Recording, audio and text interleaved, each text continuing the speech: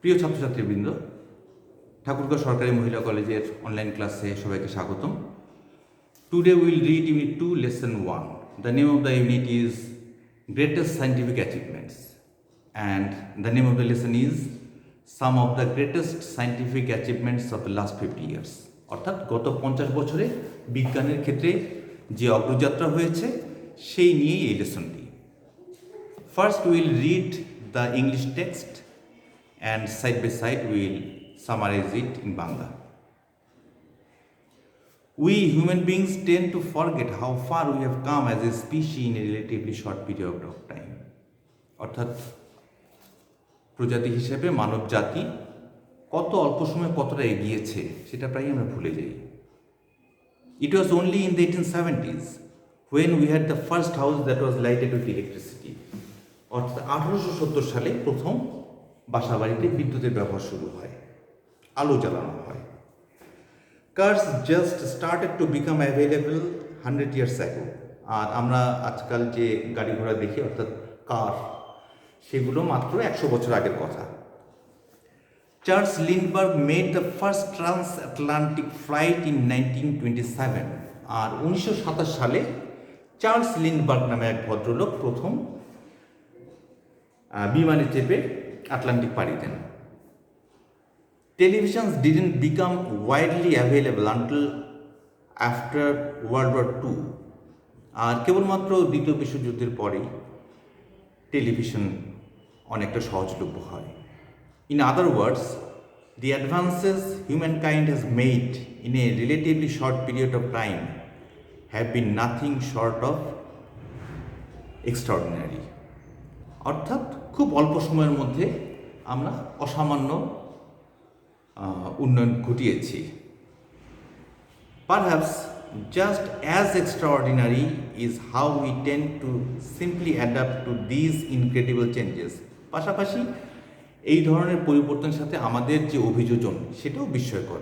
Extra ordinary, আমরা জানি যে মূল শব্দটা হচ্ছে অর্ডিনারি, এর সাথে এক্সট্রা এই প্রিফিক্সটি যুক্ত করার ফলে এর অর্থ দাঁড়াচ্ছে অসাধারণ। Not realizing how completely our world has become altered in a short span of time. এবং খুব অল্প সময়ের মধ্যে আমাদের পৃথিবীটা যে এতটা পরিবর্তিত হয়েছে সেটা প্রায় আমরা ভুলে যাই, স্বাভাবিক। With that in mind, it is worth looking back at some of the amazing scientific advances we have made in the last few decades. আর গত কয়েক দশকে যে অসামান্য বৈজ্ঞানিক অগ্রযাত্রা ঘটেছে সেটার দিকে একটু নজর দেওয়া যাক। এরপরে কিছু বৈজ্ঞানিক অগ্রযাত্রার কথা বলা আছে। The first one is the artificial heart, the second one is cell phones, the third one is the personal computer, the next one is the first communication satellite, then we get the moon landing, the internet, and at last we get the microchip. এই বিষয়গুলোর উপরে আমরা এখন কিছু text পাব। প্রথমেই দেখা যাক দ্য আর্টিফিশিয়াল হার্ট। আমরা জানি যে আমাদের চলাফেরা, আমাদের শারীরিক যে কোনো কাজের ক্ষেত্রেই হৃৎপিণ্ডের একটি গুরুত্বপূর্ণ ভূমিকা রয়েছে আমাদের যাবতীয় শারীরবৃত্তীয় কাজে। এখন এই হৃৎপিণ্ড যদি কৃত্রিমভাবে তৈরি করা যায় তাহলে কেমন হতে পারে সেই ব্যাপারটা আমরা দেখি। There is nothing that piques the interest of a human being quite as much as the prospect of living a longer life. আমরা সবাই অনেকদিন বাঁচতে চাই, খুবই স্বাভাবিক। মরিতে চাই না আমি সুন্দর ভুবনে, মানবের মাঝে আমি বাঁচিবারে চাই। Implanting a person with an artificial heart in 1982 was an extraordinary step towards increasing the human lifespan. 1982 সালে প্রথম কৃত্রিম হৃৎপিণ্ড মানুষের শরীরে প্রতিস্থাপিত করা হয়। আর এর ফলে যেটা হয়েছে সেটা হচ্ছে যে বহু বছর বেঁচে থাকার একটা সম্ভাবনা তৈরি হয়েছে। A Seattle-based dentist, Dr. Barney Clark, was the first person implanted with Jarvik 7, an artificial heart intended to last a lifetime. অর্থাৎ ডক্টর বার্নে ক্লার্ক নামে একজন ডেন্টিস্টের দেহে প্রথম এই কৃত্রিম হৃৎপিণ্ড স্থাপন করা হয় এবং এই হৃৎপিণ্ডটির নাম ছিল Jarvik 7. The Jarvik 7 artificial heart was designed by Robert Jarvik. আর হৃৎপিণ্ডটির নাম Jarvik 7 এই কারণে যে এটি ডিজাইন করেছিলেন, তৈরি করেছিলেন রবার্ট জার্ভিক নামে এক ব্যক্তি। Though the patient survived 112 days, it was a huge step towards the development of heart transplant surgery. অর্থাৎ এই কৃত্রিম হৃৎপিণ্ডটি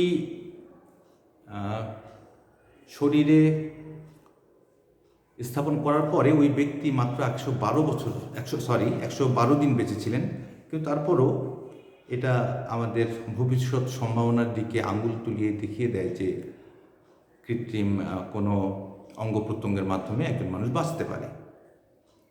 One day,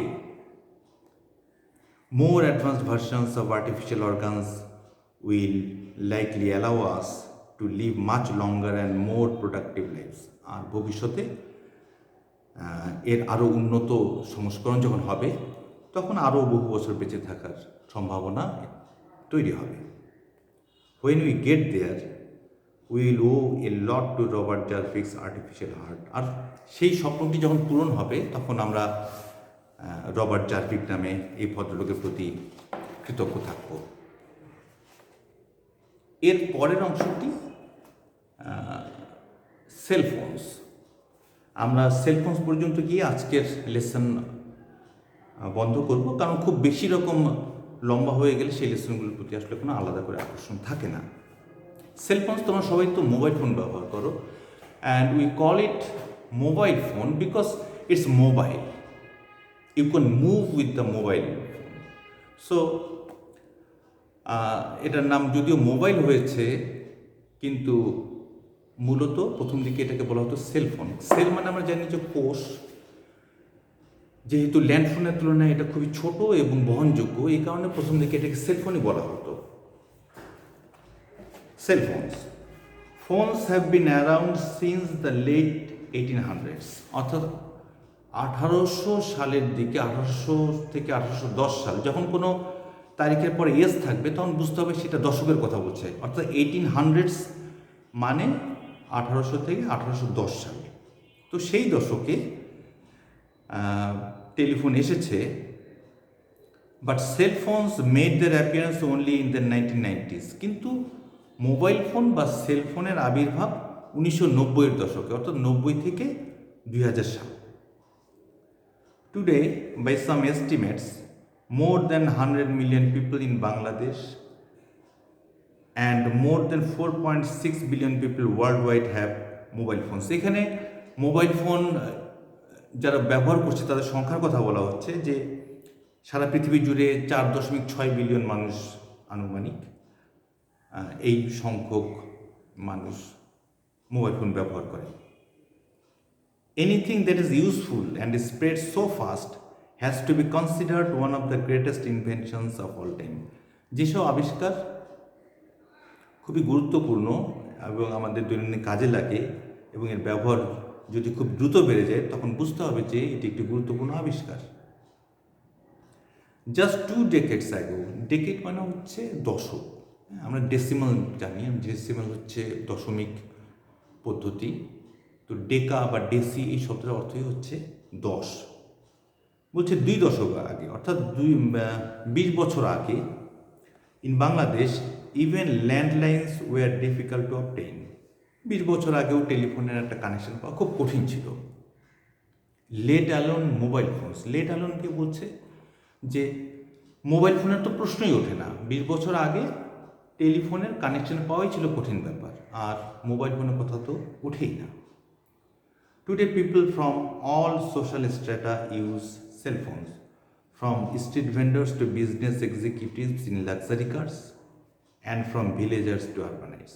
এখন সমাজের সর্বস্তরের মানুষ মোবাইল ফোন ব্যবহার করে, গ্রামের মানুষ থেকে শহরের মানুষ, সাধারণ মানুষ থেকে, অর্থাৎ ফেরিওয়ালা থেকে শুরু করে যে ব্যক্তিটি বিলাসবহুল গাড়িতে চড়ে বেড়াচ্ছেন তিনিও ব্যবহার করেন। Since May 2015, Bangladesh joined its South Asian neighbors India, and Pakistan on the list of countries with 100 million or more mobile phone users. অর্থাৎ ভারত এবং পাকিস্তানের সাথে বাংলাদেশের নামটিও যুক্ত হয়ে যায় 100 মিলিয়ন বা 100 মিলিয়নের উপরে মোবাইল ব্যবহারকারীর দেশ হিসেবে। The other countries on the list are China, এছাড়া আরও আছে চায়না, যার ব্যবহারকারীর সংখ্যা 1 বিলিয়ন। আছে Russia, Brazil, the United States, Indonesia, Japan, Germany, the Philippines আর নাইজেরিয়া। আরও কিছু দেশের কথা বলা হচ্ছে। তোমরা যখন বাসায় পড়বে এই লেসনগুলো, প্রথমত যে ইংরেজি শব্দের অর্থগুলো সব বোঝার চেষ্টা না করে শুধুমাত্র পড়ে যাওয়া, রিডিং পড়া, এটা গুরুত্বপূর্ণ। আজকে আমরা আমাদের সেশন শেষ করতে চাই। Let's end it with a song sung by Elvis Presley. I hope you'd enjoy. ইংরেজি শেখার সবচেয়ে বড় সুবিধা, সবচেয়ে বড় মাধ্যম হতে পারে ইংরেজি গান। তোমরা ইংলিশ পড়ছো, পাশাপাশি তোমাদের যেহেতু এখন মোবাইল ফোন বা কম্পিউটারের মাধ্যমে ইন্টারনেট ব্যবহার করার সুযোগ রয়েছে, ইংরেজি গান শোনা, লিরিকটা দেখা এবং সে অনুযায়ী চর্চা করলে তোমরা উপকৃত হবে বলে আমার ধারণা। এটি এলভিস প্রেসলির গান, আমি তোমাদের দু এক লাইন শুনিয়ে দিই। Wise men say only fools rush in, but I can't help falling in love with you. Hope you have enjoyed it. Thank you for your cooperation.